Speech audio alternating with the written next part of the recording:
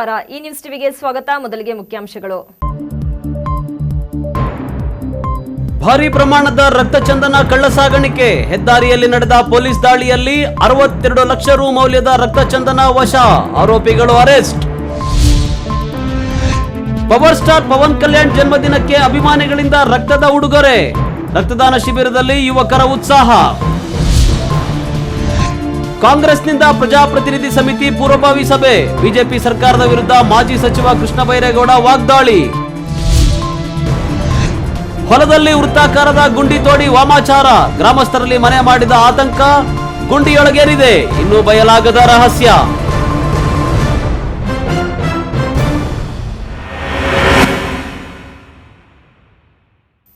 ವಾರ್ತೆಗಳ ವಿವರ.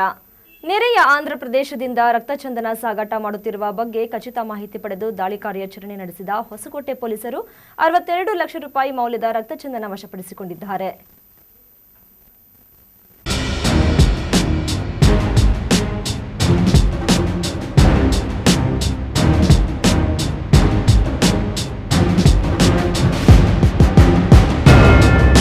ಕಳ್ಳರು ಚಾಪೆ ಕೆಳಗೆ ತೂರಿದರೆ ಪೊಲೀಸರು ರಂಗೋಲಿ ಕೆಳಗೆ ತೂರಬಲ್ಲ ಬುದ್ಧಿವಂತಿಕೆ ಪ್ರದರ್ಶನ ಮಾಡೋದು ನಿಮ್ಗೆಲ್ಲ ಗೊತ್ತೇ ಇದೆ.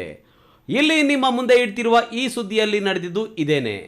ರಾಷ್ಟ್ರೀಯ ಹೆದ್ದಾರಿ 75ರ ಕೋಲಾರ ಮಾರ್ಗದಲ್ಲಿ ನಿಡಘಟ್ಟ ಬಳಿ ರಸ್ತೆಯಲ್ಲಿ ಒಂದು ಕಾರು ಮುಂದೆ, ಅದರ ಹಿಂದೆ ಒಂದು ಗೂಡ್ಸ್ ವಾಹನ ಮತ್ತು ಅದರ ಹಿಂದೆ ಮತ್ತೊಂದು ಕಾರು, ಹೀಗೆ ಎಸ್ಕಾರ್ಟ್ ಮಾದರಿಯಲ್ಲಿ ಬರ್ತಾ ಇದ್ದ ವಾಹನಗಳನ್ನ ಹೊಂಚು ಹಾಕಿ ಹಠಾತ್ ಆಗಿ ದಾಳಿ ಮಾಡಿ ತಡೆದು ನಿಲ್ಲಿಸಿದ ಹೊಸಕೋಟೆ ಪೊಲೀಸರು ಈ ವಾಹನಗಳಿಗೆ ಶಾಕ್ ನೀಡಿದ್ರು.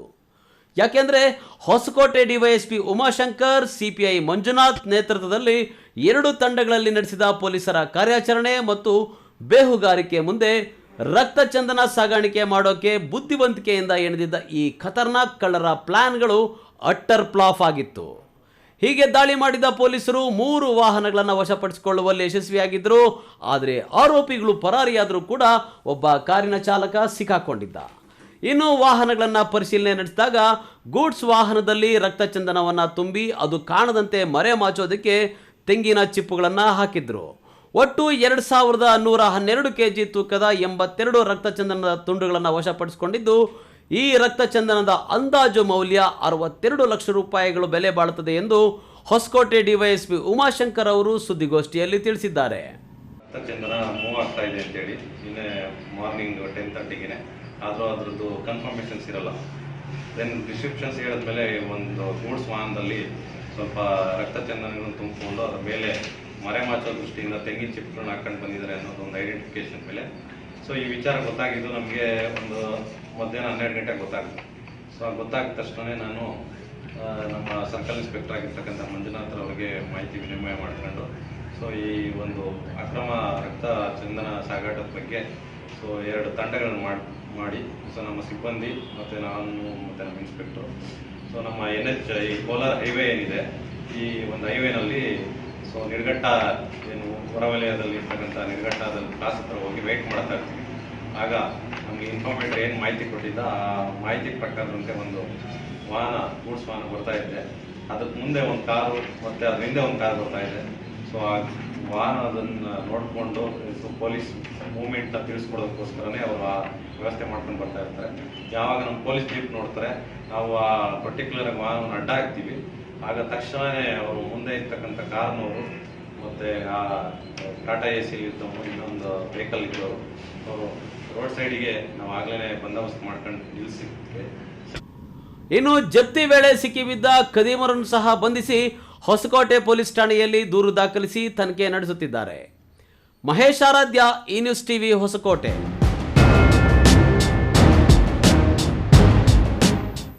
ಪವರ್ ಸ್ಟಾರ್ ಪವನ್ ಕಲ್ಯಾಣ್ ಅಭಿಮಾನಿಗಳು ಉಚಿತ ರಕ್ತದಾನ ಶಿಬಿರವನ್ನು ಹಮ್ಮಿಕೊಂಡಿರುವುದು ಶ್ಲಾಘನೀಯ ಕಾರ್ಯ ಎಂದು ಚಲನಚಿತ್ರ ನಟ ಜಿಮ್ ರವಿ ಅಭಿಪ್ರಾಯಪಟ್ಟರು.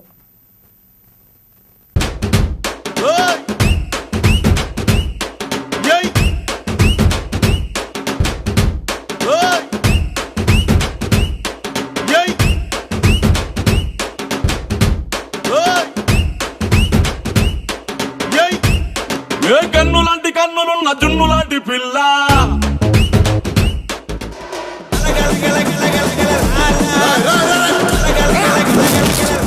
ತೆಲುಗು ಚಲನಚಿತ್ರ ನಟ ಪವರ್ ಸ್ಟಾರ್ ಪವನ್ ಕಲ್ಯಾಣ್ ರವರ ಜನ್ಮದಿನದ ಅಂಗವಾಗಿ ಚಿಂತಾಮಣಿ ನಗರದ ವಿದ್ಯಾಗಣಪತಿ ರಂಗಮಂದಿರದಲ್ಲಿ ಇದೇ ಮೊದಲ ಬಾರಿಗೆ ಸಿಎಂವೈ ಜನಸೇನಾ ಆರ್ಮಿ ಹಾಗೂ ಲಯನ್ಸ್ ಕ್ಲಬ್ ಚಿಂತಾಮಣಿ ಇವರ ಸಂಯುಕ್ತಾಶ್ರಯದಲ್ಲಿ ಉಚಿತ ರಕ್ತದಾನ ಶಿಬಿರವನ್ನು ಹಮ್ಮಿಕೊಳ್ಳಲಾಗಿತ್ತು. ಚಲನಚಿತ್ರ ನಟ ಜಿಮ್ ರವಿ ಹಾಗೂ ಅಖಿಲ ಭಾರತ ಚಿರಂಜೀವಿ ಯುವತ ರಾಷ್ಟ್ರೀಯ ಅಧ್ಯಕ್ಷ ಸತ್ಯನಾರಾಯಣ ಮಹೇಶ್ ರವರು ರಕ್ತದಾನ ಶಿಬಿರಕ್ಕೆ ಚಾಲನೆ ನೀಡಿದರು. ಈ ವೇಳೆ ಚಲನಚಿತ್ರ ನಟ ಜಿಮ್ ರವಿ ಮಾತನಾಡಿ, ಮೆಗಾಸ್ಟಾರ್ ಚಿರಂಜೀವಿ ಅವರ ಕುಟುಂಬ ಹಲವಾರು ರೀತಿಯ ಸಮಾಜ ಸೇವೆ ಕಾರ್ಯಕ್ರಮಗಳನ್ನ ಮಾಡ್ತಾ ಇದ್ದು, ಪವರ್ ಸ್ಟಾರ್ ಪವನ್ ಕಲ್ಯಾಣ್ ಹುಟ್ಟುಹಬ್ಬದ ಅಂಗವಾಗಿ ಅಭಿಮಾನಿಗಳು ಉಚಿತ ರಕ್ತದಾನ ಶಿಬಿರ ಹಮ್ಮಿಕೊಂಡಿರುವುದು ಶ್ಲಾಘನೀಯ ಎಂದರು.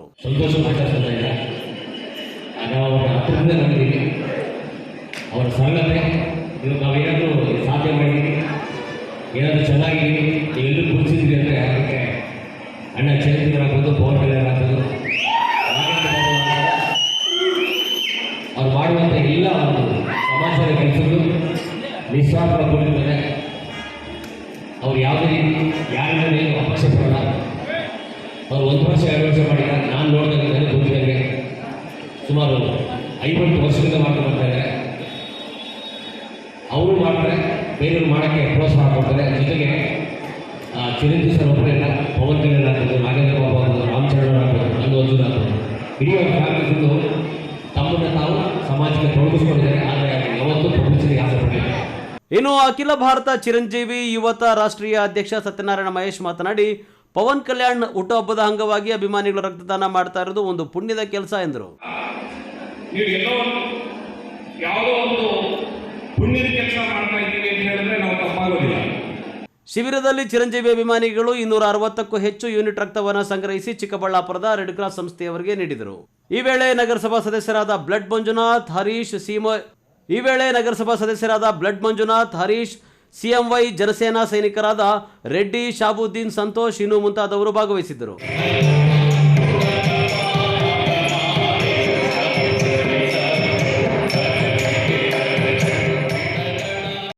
బి దేవప్ప, ఈ న్యూస్ టీవీ చింతామణి.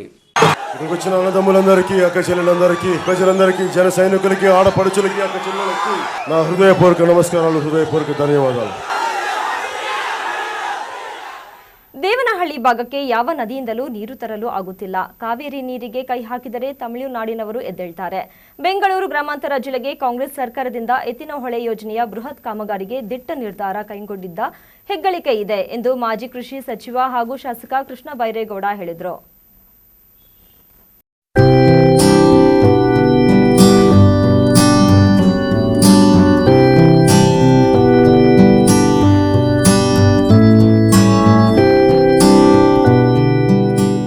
ದೇವನಹಳ್ಳಿ ತಾಲೂಕಿನ ಕಾರಹಳ್ಳಿ ಗ್ರಾಮದಲ್ಲಿ ವಾರ್ಡ್ ಪ್ರಜಾಪ್ರತಿನಿಧಿ ಸಮಿತಿ ರಚನೆಯ ಪೂರ್ವಭಾವಿ ಸಭೆ ಮತ್ತು ಬ್ಲಾಕ್ ಕಾಂಗ್ರೆಸ್ ಉಪಾಧ್ಯಕ್ಷ ವಿ ಶಾಂತಕುಮಾರ್ ನೇತೃತ್ವದಲ್ಲಿ ದಿನಸಿ ಕಿಟ್ ವಿತರಣೆ ಕಾರ್ಯಕ್ರಮವನ್ನು ಉದ್ಘಾಟಿಸಿ ಮಾಜಿ ಕೃಷಿ ಸಚಿವ ಹಾಗೂ ಶಾಸಕ ಕೃಷ್ಣ ಬೈರೇಗೌಡ ಅವರು ಮಾತನಾಡಿದರು.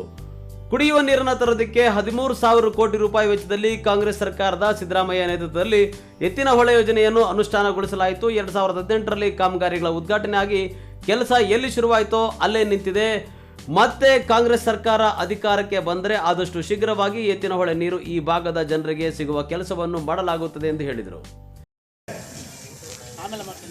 ಸರ್ಕಾರ ಇದ್ದಾಗ ಪ್ರತಿಯೊಬ್ಬರಿಗೂ BPL ಕಾರ್ಡ್ ಇದ್ದವ್ರಿಗೆ ಒಂದು ಮನುಷ್ಯರಿಗೆ 7 kg ಅಂತ ಲೆಕ್ಕ ಹಾಕಿ ಫ್ರೀ ಆಗಿ ನಾವು ಅಕ್ಕಿಯನ್ನ ಕೊಡ್ತಾ ಇದ್ವಿ ನಮ್ಮ ಸರ್ಕಾರ ಇದ್ದಾಗ.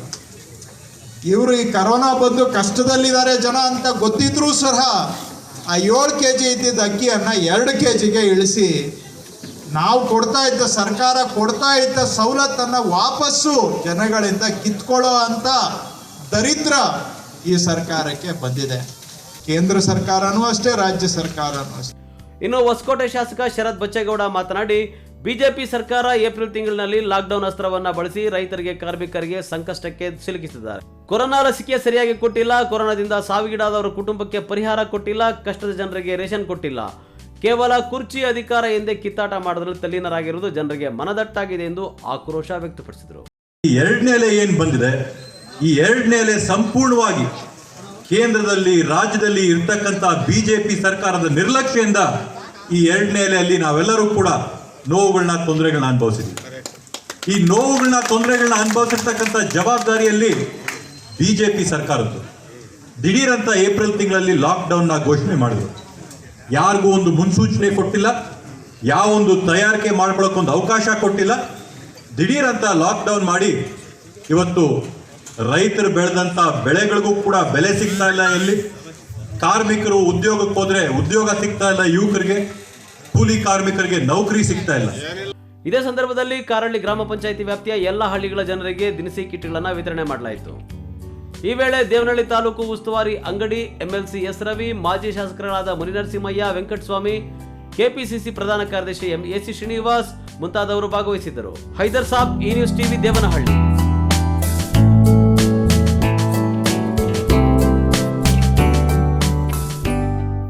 ಇದೀಗ ವಿರಾಮದ ನಂತರ ಈ ನ್ಯೂಸ್ ಟಿವಿ ಮುಂದುವರಿಯುತ್ತದೆ.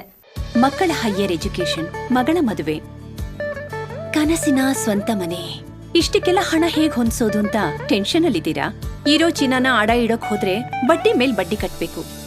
ಬೇಡ, ಮಾರ್ಬಿಡೋಣ ಅಂದ್ರೆ ಅರ್ಧ ಬೆಲೆ ಕೇಳ್ತಾರೆ ಅನ್ನೋ ಆತಂಕದಲ್ಲಿದ್ದೀರಾ? ಟೆನ್ಷನ್ ಬಿಡಿ, ಇಂದೇ ಹಿಂದೂಸ್ತಾನ್ ಗೋಲ್ಡ್ ಕಂಪನಿಗೆ ಬನ್ನಿ. ನೀವ್ ಅಡ ಇಟ್ಟಿರೋ ಚಿನ್ನವನ್ನ ಬಿಡಿಸ್ತಾರೆ ಹಾಗೂ ನಿಮ್ಮಲ್ಲಿರೋ ಚಿನ್ನವನ್ನ ಇಂದಿನ ಆನ್ಲೈನ್ ಬೆಲೆಗೆ ಕೊಂಡುಕೊಂಡು ತಕ್ಷಣ ನಿಮ್ ಬಾಕಿ ಹಣ ಕೊಡ್ತಾರೆ. ಹಿಂದೂಸ್ತಾನ್ ಗೋಲ್ಡ್ ಕಂಪನಿ, ಇದು ನಿಮ್ಮ company. Hindustan Gold Company. It's your company.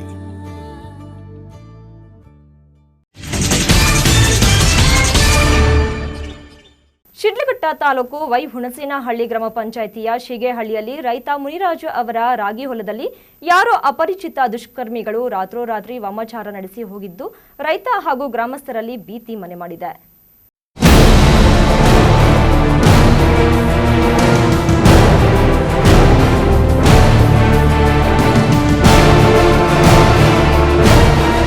Sidlaghatta ತಾಲೂಕಿನ ಶಿಗೇಹಳ್ಳಿಯಲ್ಲಿ ರಾತ್ರೋರಾತ್ರಿ ವಾಮಾಚಾರ ನಡೆದಿದ್ದು ಗ್ರಾಮಸ್ಥರು ಭಯ ಬಿದ್ದಿದ್ದಾರೆ.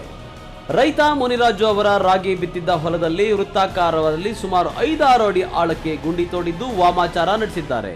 ಗುಂಡಿಯನ್ನು ಮತ್ತೆ ಮಣ್ಣಿನಿಂದ ಮುಚ್ಚಿದ್ದು ಗುಂಡಿಯೊಳಗೆ ಏನಿದೆ ಎಂದು ತಿಳಿದುಕೊಳ್ಳಲು ಗುಂಡಿ ತೋಡಬೇಕು. ಆದ್ರೆ ಗುಂಡಿ ತೋಡೋಕೆ ಭಯ ಪಡ್ತಾ ಇದ್ದಾರೆ. ಹಾಗಾಗಿ ಗುಂಡಿಯೊಳಗೆ ಏನಿದೆ ಎಂಬ ಆತಂಕವೂ ಇದೆ. ಇನ್ನು ಅಲ್ಲಿ ನಿಂಬೆ ಹಣ್ಣು, ಅರಿಶಿನ, ಕುಂಕುಮ, ತೆಂಗಿನಕಾಯಿ ಹಾಗೂ ಪೂಜೆ ಮಾಡಿರೋ ಕುರುಹುಗಳು ಇವೆ. ಬೆಳಗ್ಗೆ ಹೊಲದ ಕಡೆ ಹೋದಾಗ ವಾಮಾಚಾರ ನಡೆದಿರೋ ವಿಚಾರ ತಿಳಿದು ಗ್ರಾಮದ 100 ಮಂದಿ ಅಲ್ಲಿಗೆ ದೌಡಾಯಿಸಿದ್ದಾರೆ. ಯಾರು, ಯಾಕೆ ವಾಮಾಚಾರ ನಡೆಸಿದ್ದಾರೆ ಎನ್ನೋ ವಿಷಯ ನಿಖರವಾಗಿ ಯಾರಿಗೂ ತಿಳಿದಿಲ್ಲ. ಆದರೂ ಮುನಿರಾಜು ಅವರಿಗೆ ಕೆಡುಕು ಮಾಡಲು ಇಲ್ಲವೇ ನಿಧಿ ಹುಡುಕೋದಿಕ್ಕೆ ಈ ರೀತಿ ಮಾಡಿರಬಹುದು ಅನ್ನೋ ಮಾತುಗಳು ಕೇಳಿ ಬರ್ತಿವೆ. ಇದೇ ಶಿಗೇಹಳ್ಳಿ ಗ್ರಾಮಸ್ಥರು ನಾವು ಬೆಳಗ್ಗೆ 6:30ಗೆ ಬಂದಾಗ ಇದೇ ಥರ ಏನೋ ತೋಡಿದ್ರು. ನಾವು ಬಂದು ಏನಿದು ತೋಡಿದ್ದಾರೆ ಅಂತ ನೋಡಿದ್ವಿ. ನಿಂಬೆಹಣ್ಣು, ಅಕ್ಷತ ಕಾಳು, ತೆಂಗಿನಕಾಯಿ ಹೊಡೆದು ಪೂಜೆ ಹಾಕಿ ಮಾಡಿದ್ರು. ನಾವು ಊರಿನ ಗ್ರಾಮಸ್ಥಕ್ಕೆ ತಿಳಿಸಿದ್ವಿ. ಊರಿನ ಗ್ರಾಮಸ್ಥರು ಪೊಲೀಸ್ಗೆ ಇನ್ಫಾರ್ಮೇಷನ್ ಕೊಟ್ಟರು. ಪೊಲೀಸವ್ರು ಕೂಡ ಬಂದಿದ್ದರು. ತಹಸೀಲ್ದಾರ್ ಬಂದ ಮೇಲೆ ಇದನ್ನು ಅಗಿತೀವಿ ಅಂತ ಹೇಳಿದ್ದಾರೆ. ನಮ್ಗೆ ಏನಾಗಿದೆ ಅಂತ ಗೊತ್ತಿಲ್ಲ. ಯಾರನ್ನು ಮಾಟ ಮಂತ್ರ ಮಾಡಿದಾರೋ ಏನಂತ ನಮಗೆ ಗೊತ್ತಿಲ್ಲ. 8 ಅಡಿ ಅಗದಿದ್ದಾರೆ. ಇನ್ನು ಶಿಡ್ಲಘಟ್ಟ ಗ್ರಾಮಾಂತರ ಠಾಣೆಯ ಪೊಲೀಸರು ಸ್ಥಳಕ್ಕೆ ತೆರಳಿ ಪರಿಶೀಲಿಸಿದ್ದು ರೈತ ಮುನಿರಾಜು ಹಾಗೂ ಗ್ರಾಮದ ಕೆಲವರಿಂದ ಮಾಹಿತಿ ಪಡೆದು ಬಂದಿದ್ದಾರೆ. ವೀರಾಪುರ ಮಂಜುನಾಥ್, ಈ ನ್ಯೂಸ್ ಟಿವಿ, ಶಿಡ್ಲಘಟ್ಟ.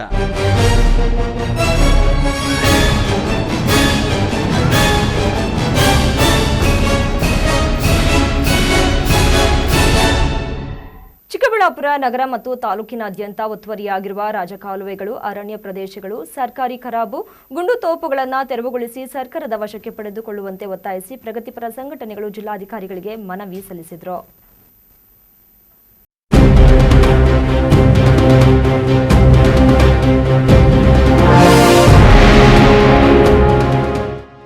ಚಿಕ್ಕಬಳ್ಳಾಪುರ ನಗರದಲ್ಲಿ ಮತ್ತು ತಾಲೂಕಿನಾದ್ಯಂತ 100 ಎಕರೆ ಜಮೀನು ಒತ್ತುವರಿಯಾಗಿದೆ. ರಾಜಕಾಲುವೆಗಳು ನಾಪತ್ತೆಯಾಗಿವೆ. ಇದರಿಂದ ಬಿದ್ದ ಮಳೆ ನೀರು ಸರಾಗವಾಗಿ ಹರಿದು ಹೋಗ್ತಾ ಇಲ್ಲ. ತಗ್ಗು ಪ್ರದೇಶಗಳಿಗೆ ನುಗ್ಗಿ ಹೈರಾಣಾಗುತ್ತಿದೆ. ಇದಕ್ಕೆಲ್ಲ ಮುಖ್ಯ ಕಾರಣ ಒತ್ತುವರಿ. ಇನ್ನು ಗ್ರಾಮೀಣ ಭಾಗದಲ್ಲಿ ಗುಂಡುತೋಪುಗಳು, ಗೋಕುಂಟೆಗಳು ಎಲ್ಲ ಮಾಯವಾಗಿ ಬಿಡ್ತಾ ಇವೆ. ರಾಜಕೀಯ ಪ್ರಭಾವ ಬಳಸಿ ಮುಖಂಡರುಗಳಿಂದಲೇ ಹೆಚ್ಚೆಚ್ಚು ಒತ್ತುವರಿಯಾಗುತ್ತಿವೆ. ಸರ್ಕಾರವು ಇಂತಹ ಅಕ್ರಮ ಮಾಲೀಕರಿಂದ ಒತ್ತುವರಿ ತೆರವುಗೊಳಿಸುವಂತೆ ಒತ್ತಾಯಿಸಿ ಪ್ರಗತಿಪರ ಸಂಘಟನೆಗಳು ಮನವಿ ಸಲ್ಲಿಸಿದ್ದು ಕೂಡಲೇ ಕಾರ್ಯಪ್ರವೃತ್ತರಾಗಬೇಕು, ಇಲ್ಲವಾದಲ್ಲಿ ಸಂಘಟನೆಗಳೊಟ್ಟಿಗೆ ಪ್ರತಿಭಟನೆ ನಡೆಸಲಾಗುವುದು ಎಂದು ಎಚ್ಚರಿಕೆ ನೀಡಿದ್ದಾರೆ. ಏನು ಈ ದಿನ ನಾವು ಪ್ರಗತಿಪರ ಸಂಘಟನೆಗಳ ಒಕ್ಕೂಟದ ವತಿಯಿಂದ ಒಂದು ಮನವಿಯನ್ನ ಕೊಡೋಕೆ ಬಂದಿದ್ದೀವಿ. ಇವತ್ತು ಜಿಲ್ಲಾಧಿಕಾರಿಗಳಿಗೂ ಕೊಟ್ಟಿದ್ದೀವಿ, ನಗರಸಭೆ ಆಯುಕ್ತರಿಗೂ ಸಹ ಕೊಡಲಿಕ್ಕೆ ಹೋಗ್ತಾ ಇದ್ದೀವಿ. ಇವಾಗ ಏನು ರಾಜಕಾಲುವೆಗಳನ್ನು ಒತ್ತುವರಿ ಮಾಡ್ಕೊಂಡಿದ್ದಾರೆ, ಮತ್ತು ಕೆರೆಗಳ ಪಕ್ಕದಲ್ಲಿ ಸಹ ಒಂದು ಲೇಔಟ್ಗಳನ್ನ ಮಾಡ್ತಾ ಇದ್ದಾರೆ, ಮನೆಗಳನ್ನ ಕಟ್ತಾ ಇದ್ದಾರೆ. ಇದು ಬಹಳ ಅಪಾಯಕಾರಿಯಾಗಿದೆ. ಯಾಕೆಂದರೆ ಕೆರೆಗಳಿಗೆ ನೀರು ಬರಲಿಲ್ಲ ಅಂತ ಹೇಳ್ಬಿಟ್ಟು ನಾವೇನೋ ಇಷ್ಟು ಎಲ್ಲ ಅಳಲು ತೋಡ್ಕೊಳ್ತಾ ಇದ್ದೀವಿ. ಹೋಗೋದಕ್ಕೆ ದಾರಿಯಲ್ಲಿದೆ ನೀರು. ಎಲ್ಲರೂ ಸರಿಯಾದವರೆಲ್ಲನೂ ಒತ್ತುವರಿ ಮಾಡ್ಕೊಂಡ್ಬಿಟ್ಟು ಅವರಷ್ಟಕ್ಕೆ ಅವ್ರು ಇದ್ಬಿಟ್ರೆ ಜನಗಳು ಬದುಕೋದು ಯಾವ ರೀತಿ? ಹಾಗಾಗಿ ರಾಜ್ಯ ಸರ್ಕಾರ ಸಹಿತ ಇವತ್ತು ಒಂದು ಆದೇಶವನ್ನು ಹೊರಡಿಸಿದೆ. ಆದಷ್ಟು ಬೇಗ ತ್ವರಿತವಾಗಿ ರಾಜಕಾಲುವೆಗಳ ಒತ್ತುವರಿ ಏನಿದೆ ಮತ್ತು ಸರ್ಕಾರಿ ಜಮೀನುಗಳೇನಿದೆ ಅದನ್ನೆಲ್ಲ ನೀವು ತಗೋಬೇಕು ಅಂದರೆ ಬಿಡಿಸ್ಬೇಕು, ಅಲ್ಲಿ ಜಾಗವನ್ನು ತೆರವುಗೊಳಿಸಬೇಕು ಅಂಥೇಳಿ ನಾವು ಅವರಿಗೆ ಪೂರಕವಾಗಿ ಆ ಒಂದು ಏನು ಆದೇಶವನ್ನು ಸ್ವಾಗತಿಸ್ತಾ ನಾವು ಎಲ್ಲ ನಮ್ಮ ಸಂಘಟನೆಯ ಮುಖಂಡರೆಲ್ಲ ಬಂದು ಇವತ್ತು ಒಂದು ನಾವು ಮನವಿಯನ್ನು ಕೊಟ್ಟಿದ್ದೀವಿ. ಅದು ತ್ವರಿತವಾಗಿ ಆಗಬೇಕಾಗಿರುವಂಥ ಕೆಲಸ. ಅಕಸ್ಮಾತ್ ಏನಾದರೂ ಅವರು ಬೇಜವಾಬ್ದಾರಿತನ ತೋರಿಸಿದ್ರೆ ನಮ್ಮ ಒಂದು ಸಂಘಟನೆಗಳಿಂದ ನಾವು ಹೋರಾಟ ಅಂತೂ ಮಾಡಲಿಕ್ಕೆ ಸಿದ್ಧರಾಗಿರ್ತೀವಿ. ಇನ್ನು ಜಿಲ್ಲಾಧಿಕಾರಿಗಳಿಗೆ ಮನವಿ ನೀಡಿದ ನಿಯೋಗದಲ್ಲಿ ಪ್ರಗತಿಪರ ಸಂಘಟನೆಗಳ ಮುಖಂಡರು ಜಿವಿ ಮೂರ್ತಿ, ರಾಮೇಗೌಡರು, ವೆಂಕಟೇಶ್, ಮಧು, ವಿಜೇಂದ್ರಗೌಡ ಮುಂತಾದವರು ಭಾಗವಹಿಸಿದರು. ಕೆಎಸ್ ನಾರಾಯಣಸ್ವಾಮಿ, ಈ ನ್ಯೂಸ್ ಟಿವಿ, ಚಿಕ್ಕಬಳ್ಳಾಪುರ.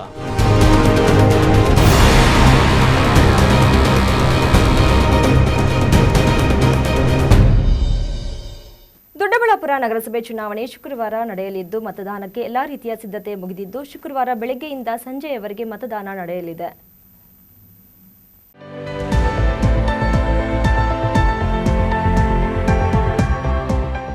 ದೊಡ್ಡಬಳ್ಳಾಪುರ ನಗರಸಭೆ ಚುನಾವಣೆ ಸೆಪ್ಟೆಂಬರ್ 3 ಶುಕ್ರವಾರದಂದು ನಡೆಯಲಿದ್ದು ಈ ಹಿನ್ನೆಲೆಯಲ್ಲಿ ಪೊಲೀಸ್ ಇಲಾಖೆ ವತಿಯಿಂದ ದೊಡ್ಡಬಳ್ಳಾಪುರ ನಗರದ ಕೊಂಗಾಡಿಯಪ್ಪ ಕಾಲೇಜು ಮೈದಾನದಲ್ಲಿ ಪೂರ್ವ ಸಿದ್ಧತೆ ನಡೆಯಿತು.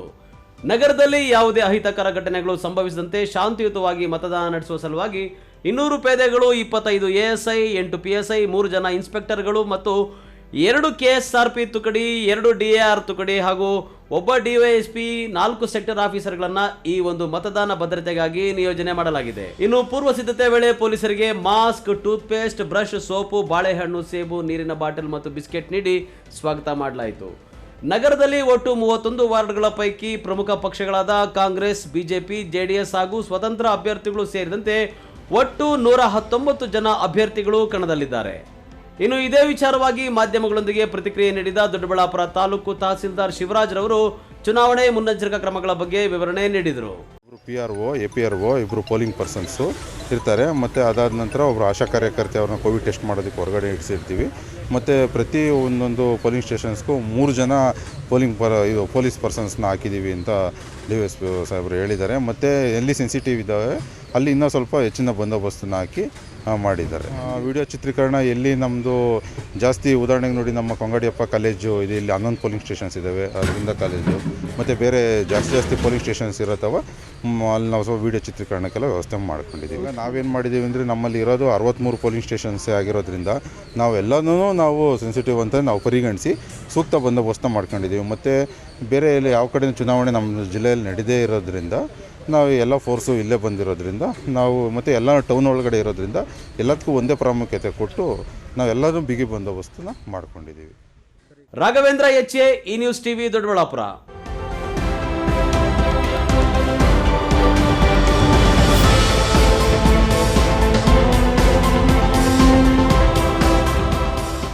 ಅಭಿನಯ ಚಕ್ರವರ್ತಿ ಕಿಚ್ಚ ಸುದೀಪ್ ಅವರ ಹುಟ್ಟುಹಬ್ಬದ ಅಂಗವಾಗಿ ಕಿಚ್ಚ ಸುದೀಪ್ ಚಾರಿಟಬಲ್ ಸೊಸೈಟಿ ಸಹಯೋಗದೊಂದಿಗೆ ಹೊಸಕೋಟೆ ರೋಟರಿ ಸಂಸ್ಥೆಯ ವತಿಯಿಂದ ಸ್ವಯಂ ಪ್ರೇರಿತ ರಕ್ತದಾನ ಶಿಬಿರವನ್ನು ಹೊಸಕೋಟೆ ನಗರದ ಖಾಸಗಿ ಸಭಾಂಗಣದಲ್ಲಿ ಆಯೋಜಿಸಲಾಗಿತ್ತು.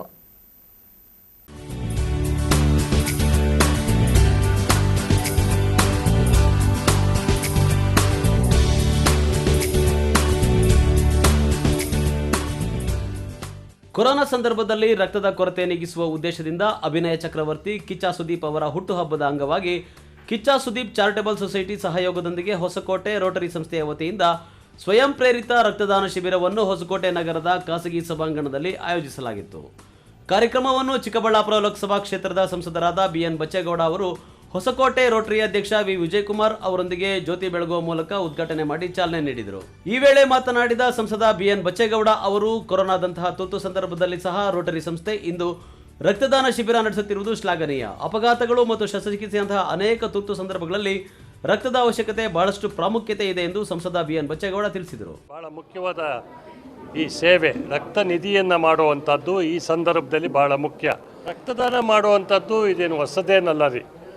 ರಕ್ತದಾನ ಮಾಡಬೇಕಾದಂಥದ್ದು ರೆಡ್ ಕ್ರಾಸ್ ಸಂಸ್ಥೆ ಇರ್ಬೋದು, ರಾಷ್ಟ್ರೋತ್ಥಾನ ಪರಿಷತ್ ಇರ್ಬೋದು, ಮತ್ತು ರೊಟೇರಿಯನ್ಸ್ ಅನೇಕ ಕ್ಲಬ್ಗಳಿರ್ಬೋದು, ಲಯನ್ಸ್ ಇರ್ಬೋದು. ಈಗ ಇಂಟರ್ನ್ಯಾಷನಲಿ ಇದು ಭಾಳ ಪ್ರಾಮುಖ್ಯತೆ ಇದೆ. ಇವತ್ತು ರಕ್ತ ನಿಧಿಯನ್ನು ಸೇರಿಸುವಂಥದ್ದು ಮತ್ತು ಇವತ್ತು ಸಾಕಷ್ಟು ರಕ್ತ ನಿಧಿ ಬೇಕಾಗ್ತದೆ. ಅನೇಕ ಸಂದರ್ಭಗಳಲ್ಲಿ ಇವತ್ತು ಆರೋಗ್ಯ ಕ್ಷೇತ್ರದಲ್ಲಿ ರಕ್ತ ಭಾಳ ಮುಖ್ಯವಾದ್ದು ಅಂತ ನಮಗೆಲ್ಲ ಗೊತ್ತಿದೆ. ಅದು ಇವತ್ತು ರಕ್ತದಾನ ಒಂದು ಜೀವದಾನ ಅಂತ ಅನ್ಕೋಬೇಕು.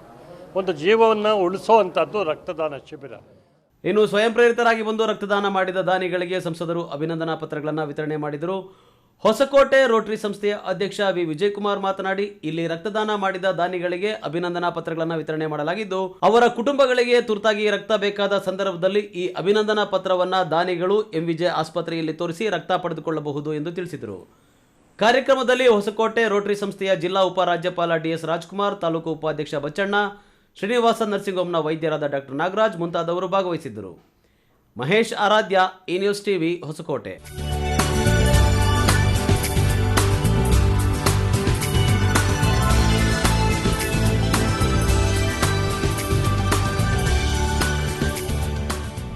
ಇದೀಗ ವಿರಾಮದ ನಂತರ ಈ ನ್ಯೂಸ್ ಟಿವಿ ಮುಂದುವರಿಯುತ್ತದೆ.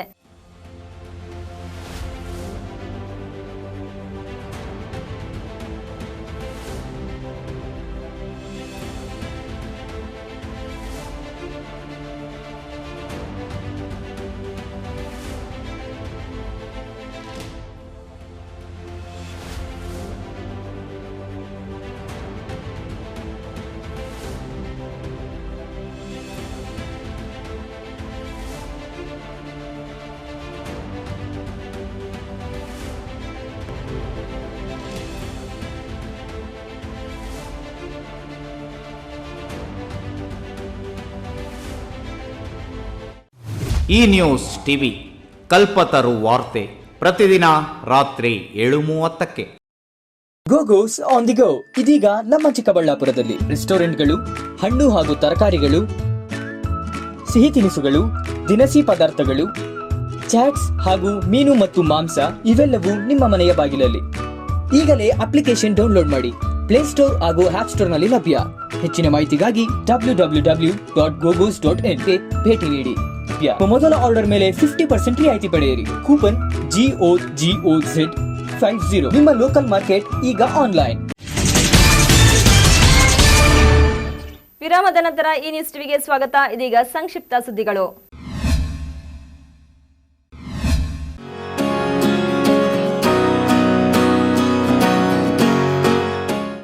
ರಾಜ್ಯದಲ್ಲಿ ಇನ್ನು 4 ದಿನಗಳ ಕಾಲ ಮಳೆಯಾಗಲಿದೆ ಎಂದು ಹವಾಮಾನ ಇಲಾಖೆ ಮುನ್ಸೂಚನೆ ನೀಡಿದೆ. ಬಂಗಾಳ ಕೊಲ್ಲಿಯಲ್ಲಿ ವಾಯುಭಾರ ಕುಸಿತ ಉಂಟಾಗಿರುವ ಹಿನ್ನೆಲೆಯಲ್ಲಿ ಕರಾವಳಿ, ಮಲೆನಾಡು ಮತ್ತು ದಕ್ಷಿಣ ಒಳನಾಡಿನಲ್ಲಿ ಮಳೆಯಾಗುತ್ತಿದ್ದು, ಇಂದಿನಿಂದ ಸೆಪ್ಟೆಂಬರ್ 5ರವರೆಗೆ ರಾಜಧಾನಿ ಬೆಂಗಳೂರು ಸೇರಿದಂತೆ ರಾಜ್ಯದ ಬಹುತೇಕ ಜಿಲ್ಲೆಗಳಲ್ಲಿ ಭಾರೀ ಮಳೆಯಾಗುವ ಸಾಧ್ಯತೆ ಇದೆ.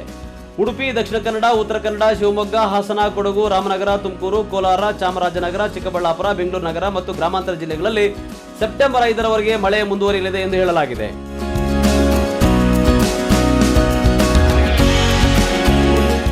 ಕೊನೆಯದಾಗಿ ಮತ್ತೊಮ್ಮೆ ಮುಖ್ಯಾಂಶಗಳು.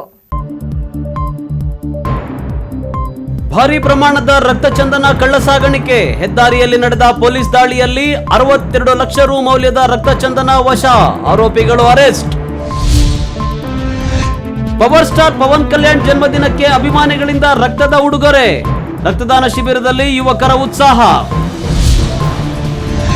ಕಾಂಗ್ರೆಸ್ನಿಂದ ಪ್ರಜಾಪ್ರತಿನಿಧಿ ಸಮಿತಿ ಪೂರ್ವಭಾವಿ ಸಭೆ. ಬಿಜೆಪಿ ಸರ್ಕಾರದ ವಿರುದ್ಧ ಮಾಜಿ ಸಚಿವ ಕೃಷ್ಣ ಬೈರೇಗೌಡ ವಾಗ್ದಾಳಿ. ಹೊಲದಲ್ಲಿ ವೃತ್ತಾಕಾರದ ಗುಂಡಿ ತೋಡಿ ವಾಮಾಚಾರ. ಗ್ರಾಮಸ್ಥರಲ್ಲಿ ಮನೆ ಮಾಡಿದ ಆತಂಕ. ಗುಂಡಿಯೊಳಗೇರಿದೆ, ಇನ್ನೂ ಬಯಲಾಗದ ರಹಸ್ಯ. ದಿನನಿತ್ಯದ ವೈಭವೀಕರಣವಿಲ್ಲದ ನೈಜ ಸುದ್ದಿಗಳಿಗಾಗಿ ತಪ್ಪದೇ ವೀಕ್ಷಿಸಿ ಈ ನ್ಯೂಸ್ ಟಿವಿ. ವಂದನೆಗಳೊಂದಿಗೆ ಸ್ಮಿತಾ ಕಮಲ್.